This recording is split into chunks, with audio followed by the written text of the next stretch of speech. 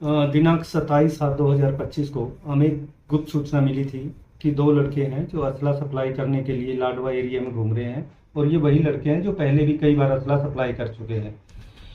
सूचना पे हमने तुरंत एक टीम का गठन किया, जिसमें sub inspector Jasbir, HC Jagdeep, ASI Kuldeep, HC Sandeep और सुरेंद्र, इन्होंने मौके पे जाके दोनों बंदों को राउंड अप किया।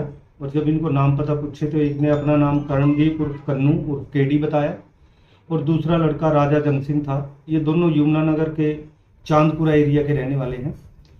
और करणदीप ने बताया कि इसके खिलाफ पहले भी 307 के कई मुकदमे हैं, कई बार जेल जा चुका है, और अब ये जो मनजोत है एक लड़का यमुनानगर का ही, उसके संपर्क में है। पहले भी मनजोत का ये केस हुआ है, इकट्ठे इन्होंने कई अपराध किए हैं और इकट्ठे जेल भी रहे हैं।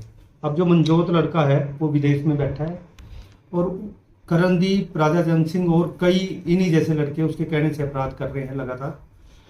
तो इन दोनों लड़कों को हमने जब इनको गिरफ्तार किया और 2 दिन का पुलिस रिमांड पे लिया, क्योंकि इनके पास से एक 32 बोर का वेपन और 2 जो रोन थे वो बरामद हुए थे। और पूछताछ में अब इन्होंने बताया कि ये असला सप्लाई पहले भी कुरुक्षेत्र एरिया में करे हैं। एक बार ये जो अमन ढाबा के पास गोलियां चली थी, उससे पहले जो करीब 100 गोलियां ये लड़का करणदीप लेके आया था अमृतसर से मनजोत के कहने पर। और फिर करणदीप ने राजा जंग सिंह को बुला लिया था, और ये दोनों फिर सप्लाई करके गए थे साहा एरिया में, जो बाद में अमन ढाबे पे वारदात में प्रयोग की गई थी। और इसी प्रकार इन्होंने एक पिस्टल, 2 मैगजीन्स और करीब 40 गोलियां शाहबाद में डिलीवर करी थी। एक पिस्टल इन्होंने बबैंड के पास डिलीवर करी थी। इस तरीके से इनके कई सारे वेपन्स जो थे इन्होंने डिलीवर किए हुए थे।